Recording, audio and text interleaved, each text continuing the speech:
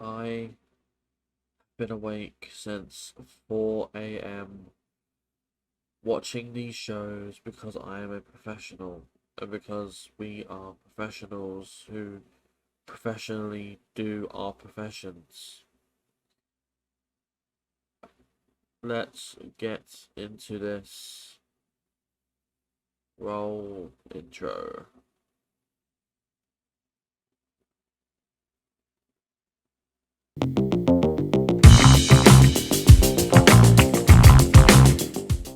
Hello, and welcome back to the channel. Welcome back to another edition of HCW Show Squared. I am very tired.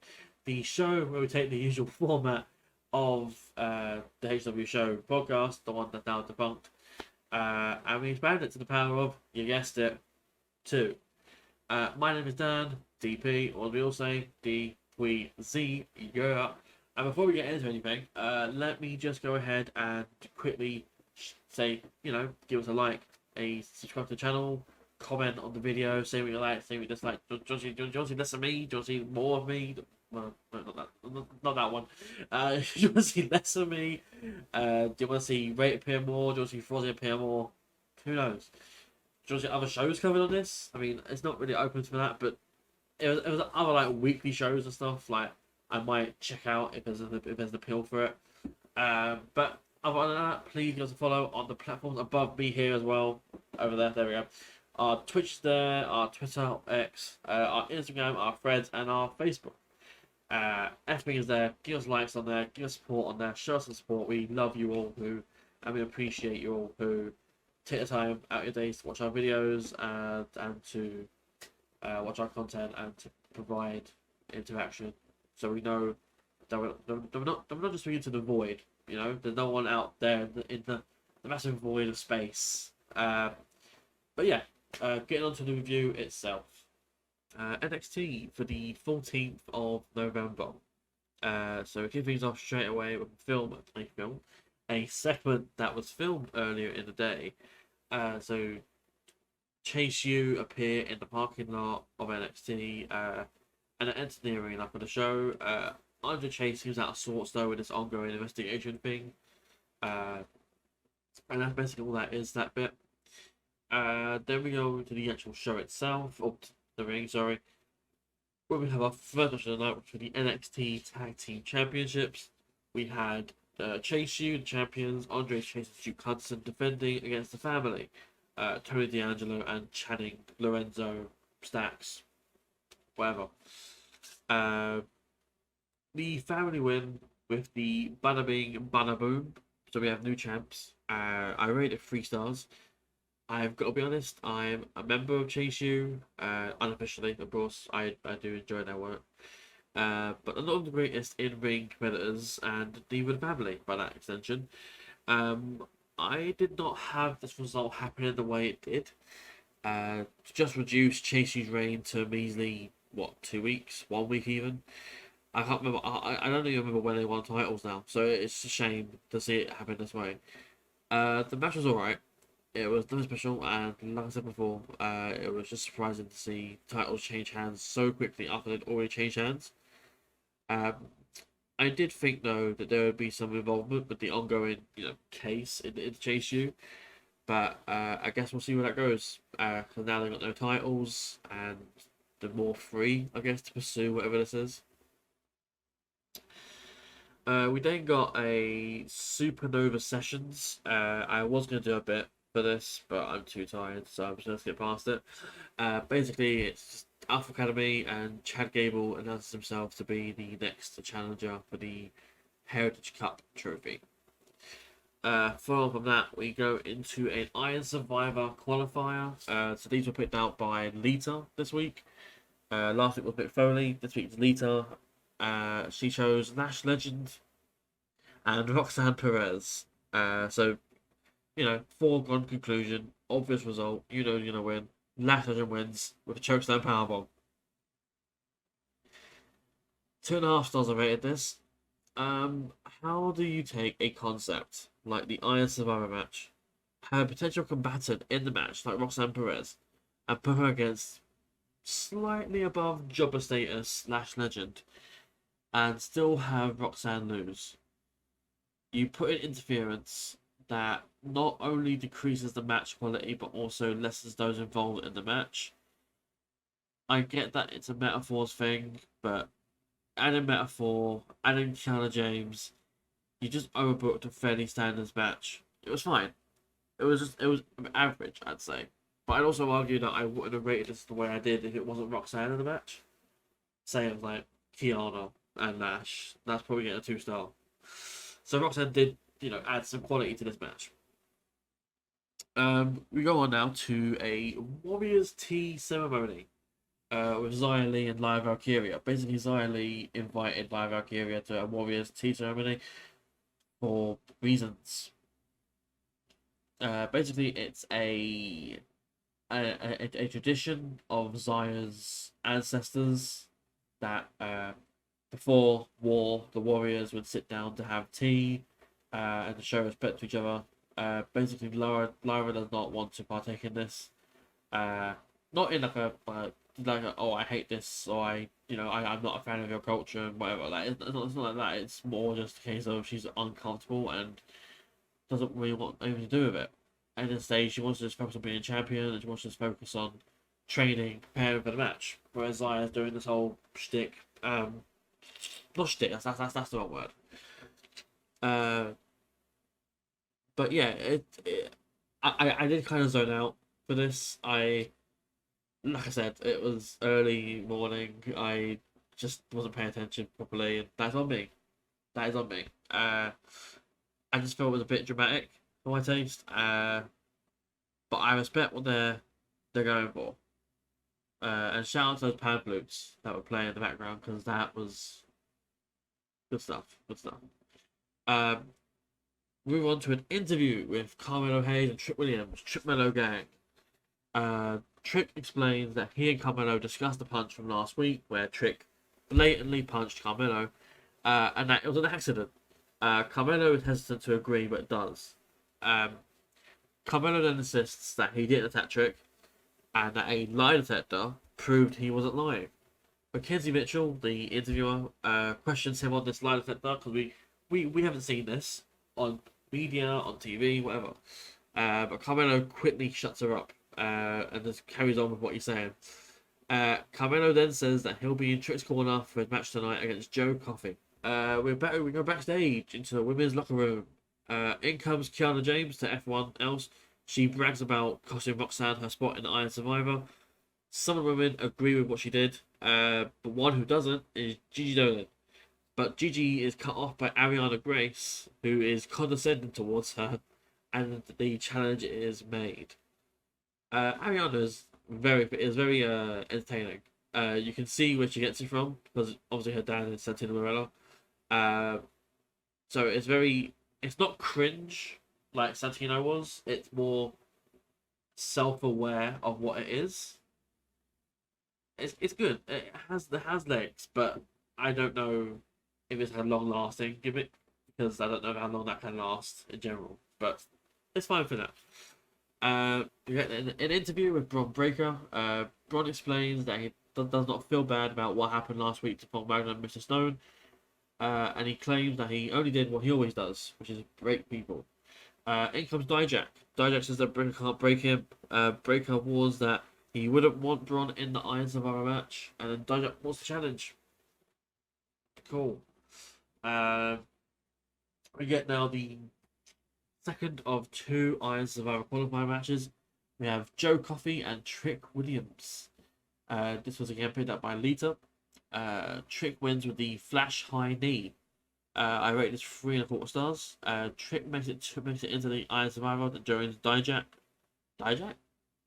Is it Dijak? It is Dijak. Yeah, he joins Dijak. Joe Coffey then he makes it into the Iron Survivor match. Joe Coffey is a reliable hand. I don't know if that is offensive in the terms of wrestling, but very good guy. He's not going to get to a level that he's going to get to, but he's a very good wrestler. And put him in a match with someone else, he'll put on a good performance for that person. It was fun. I'd probably rate it higher if Trick was more than just a one-spot guy, but it's fine. Ultimately, for now, because Trick will improve with time. But it's a case right now where he's being pushed beyond his capability, which is not always a good thing, but in this environment in NXT and the Performance Center, it can work. It can absolutely work. We go backstage now with Wesley and Ilya Dragunov. Basically, Wesley runs into Ilya. He welcomes Wes back to NXT and looks ahead to the match in the main event with Baron Corbin. He asks Wes to leave a piece of Corbin for Ilya to deal with. But Wesley has plans of his own when he came back to NXT. Cool. We get now a match. The Brawling Brutes take on Out the Mud, which is OTM, which is Lucian Price and Bronco Nima. The Brawling Brutes win following an assisted DDT on Lucian Price for the free. I rated this 2 stars. Honestly, I expected more, especially for the Brutes. It just seems like they don't have any direction for the Brutes since Sheamus's absence for whatever reason. And slotting them in with a team like OTM, who are very, very green. It's just not a recipe for greatness. And while I appreciate they're trying to use more people, use more teams, and get more TV time on more people, OTM aren't it. I'm happy to be proven wrong on that, but they're just not. The Brutes, on the other hand, should be doing more here. They should be, high up the hierarchy if you're going to use them on the next team. Moving on though, we got a Joe Gacy vignette. Gacy's on a rooftop. He's just talking about finding himself and finding the water or something like that. He's in doubt of himself, but maybe now it's time he gives it up. But it's probably not. It's a whole lot of nothing right now, because since the Dyad left and now are thriving on the independent scene, Gacy is doing nothing. Ava Rain has been absent as well from TV, so no idea what's happened with that. So now we move on to Gigi Dolan and Ariana Grace, which is the challenge made earlier in the locker room. Gigi wins with the abdominal stretch slam. Don't know what it's called. For the free. It's similar, it's not the same thing. It's similar to Saki Akai. So Saki Akai's finisher, if you're familiar with it. Like the stretch, and then you flip over into a crucifix style slam. Anyway, I rated that 2.5 stars. It was okay. Another case though of someone who's green in the ring in Ariana against someone who's more established, but arguably should be doing more within the NXT scope in Gigi. I have said it before, I'll say it again. It's fine to have these sorts of matches, and NXT isn't developmental. I don't care what you think. It's on CW, it's on USA, whatever. It's still developmental. It's not TV. It's not the third brand. It's a developmental show. You got stars on there who are ready to come up, like Carmelo, Ilya. They bring down like Baron as well, like Dijak's ready as well. Like the people who are ready for the main roster who just won't thrive, which is why they're on NXT. But it's still majorly a developmental brand. Doesn't matter how they promote it, it's developmental. Always has been. Took a break in like 2016 onwards to about 2018, wherever it was. Then to went okay along, developmental again. Because NXT ultimately was that, and I believe the overall thinking of Triple H at the time when he ran it, when it was the Black and Gold era, that it was like an indie super show every week, which was fine. It worked really well for that time. But anyway, moving on. Developmental. It's fine to have matches like this. Moving on though to the main event of the show, we had Baron Corbin against Wes Lee. Corbin wins following an end of days for the 3 count, following a distraction from Dominic Mysterio. Post-match though, Ilya Dragunov makes a save on a Corbin assault on Wes Lee. He attempts Umbasiba, but he's caught by end of days. The show officially ends with Baron Corbin standing above Ilya Dragunov. Does Baron have Ilya's number? We'll find out next week. I rated it 3 stars. The match itself was alright. It seemingly came from nothing. Or maybe I missed something from last week because I was in a rush last week because I was going to be in Wales and stuff, so I didn't have time to really sit down and review. But who knows for sure. I'm sure it will lead to a title encounter between the two, which should be fun. It was also interesting to see Dominic get involved in the match to help Baron. I imagine it'll have some sort of further reference later on, I imagine it'll be like Baron and Dominic against Wes and Ilya. I imagine. But yeah, overall that was NXT, and NXT was fun. NXT was good. It always tends to be, but again, it was. Say again. Most weeks NXT has something of note. This week didn't really have anything of note. Like I'm looking for my notes now. There's nothing really here of note. The only thing you can really mention is Baron Corbin with Ilya Dragunov. That's about it. Like other than that, there's not much here you can really comment on. And honestly, this might be the first Rampage thumbnail. I mean, you watched the video. You clicked on the video. You know what the thumbnail was. I have not decided on what the thumbnail is yet. But moving on, it's time for that goddamn Friday show, Rampage. So put your hands together, stamp your feet. I can't do that with my ankle right now, but stamp your feet because it's time we cause a ruckus. Let's get into this show. It's a working thing. Don't question it, please. Let's just get into the review of Rampage and we'll move on from there. This is Rampage for the 17th of November 2023. We kick things off with the AEW TNT Championship. Christian Cage, champion, defends against the challenger, Trent Beretta. But how did this come about? This came about because Trent Beretta won a Fatal 4-Way qualifier, contendership match, against Brian Cage, Penta El Zero and Commander on Collision on the very same day. So this is Trent's second match of the night, probably within an hour. Christian Cage wins and retains with the kill switch. I rated 3.25 stars. Last time with NXT and with Joe Coffey, reliable hand. I apologise if it's offensive in the wrestling term. I don't think it is. I could be wrong. Again, I apologise if it is offensive. Trent Beretta is very much the definition of a reliable hand. He's not outstanding by any means, but when it's time for him to step up, he puts in a shift. And you know he'll most likely never have his moment with a singles title. It doesn't take away from the fact that the experience of seeing him in a match is always going to be good. Christian, similarly, isn't a particularly great in-ring competitor, but his psychology in-ring makes up for it. Added his promo work, and he's easily doing some of the best work he's ever done in his career. This match was always going to be a decent enough match, but a little hindered due to the fact that it was Trent's second match in about an hour. Weird pacing, it is what it is, but ultimately it does work because Christian's, chicken shit Weasley Hill, so it makes sense for him to face a guy who's already on his second match of the night, so he's more tired, fatigued, whatever. But yeah, Christian moves on to Full Gear. Moving on to the next match of the night. Emi Sakura takes on Timeless Toni Storm. Toni Storm wins with a Storm 0 for the 3 count. 3 3/4 stars match of the week. Yes. I haven't been watching the weekly shows as of late on Dynamite, so I haven't seen too much of Toni outside of her skits and some character work. Seeing her in this match though with Emi Sakura, one of the most underrated Joshi wrestlers in the world, was exactly the kind of match I was hoping for. It was unfortunately less than 10 minutes, roughly about, I think like 8 minutes, I believe. About 2 of those were taken by a commercial break as well.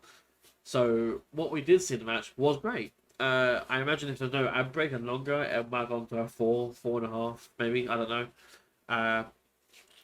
But Toni Storm's gimmick, surprisingly, doesn't actually take away from her in-ring ability, which I never really considered. But if anything, it adds to her character. It adds more charisma, there's more character there, more persona. Mixed in with the ferociousness of normal Toni Storm. Great stuff here though, and Toni can now look forward to take on Emi's student, Hikaru Shida, the women's champion, for the title at Full Gear. Good stuff. We get an interview with Jay Lethal and Eddie Kingston. Jay confirms that at Full Gear 0 hour, the pre-show, Jay Lethal will get a Ring of Honor World title match. Eddie Kingston calls Jay a coward like the rest of Jarrett's group, and Jay does not like this, and an argument ensues which needs staff to pull them apart. Afterwards, Eddie bumps into Ortiz. No words are exchanged, but a mutual look of understanding is exchanged between the pair of them. Main event of Rampage, it's Action Andretti and Roderick Strong. Neck strong, neck game, that's not the word. Neck Awareness Month. Not that game. That's not what I meant. Roderick wins at the end of Heartache for the 3. I rated it 3 stars. It was alright. It's fun to see Roderick somehow defy medical logic on a broken neck and continue to fight without a neck brace. It's amazing. Wrestling's amazing. There was also a spot in the match where a Spanish Fly stopped the match flow and the ref called for a stoppage at first. But the match then continued, so thankfully no one got hurt there.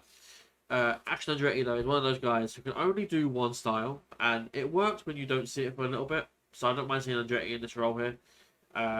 Obviously, Roderick was going to win here. There's just no reason to have Action win here in general. Action's not doing anything. Roderick's part of the big storyline with Adam Cole and MJF and all that, so him with the Kingdom, good stuff here. Roderick wins, 3 stars. Not much I can say about it, really. And then your main event that wasn't a match, with an interview with Jay White, the defending champion, whatever. Jay White beat up the Bullet Club Gold and the Bang Bang Gang, saying that he promises to show the world that he'll be fully cocked at Full Gear and that we're living in a Switchblade era.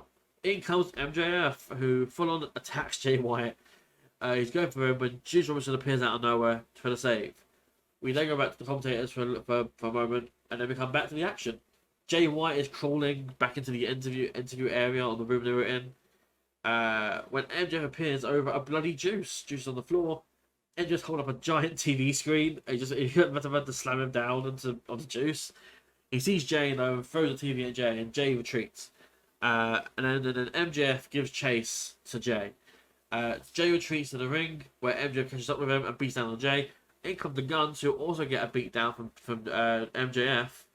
And eventually, though, the numbers game is too much for MJF to handle, and he falls. Jay and the Guns to finish off MJF. Sorry, when suddenly Samoa Joe makes a save. Clearing the ring, Joe looks at MJF and extends his hand. MJF takes a moment, takes in the surroundings, his thoughts, and accepts Joe will be MJF's partner at Full Gear. And the ending shot of Rampage, he's a newly united Samoa Joe and MJF stand tall in the ring, while Jay White and the Guns retreat to the back. I think I preferred Rampage this week to NXT. In general, I like the idea of a shorter show as well. Like 1 hour is fine. NXT was fine at 1 hour as well. I preferred Rampage this week. That won't be a common thing. I don't think so anyway. Rampage normally has a lot of filler. This was alright. It served as a good go home show for this is the very final show before Full Gear. And Full Gear will hopefully be covered in our regular review that we do hopefully monthly. But we will see what happens with that. But yeah, ultimately Rampage was good. NXT was good. Overall, good week. Just me. No rate. No Frosty, as usual. And yeah, I'll see you in the next one. Peace.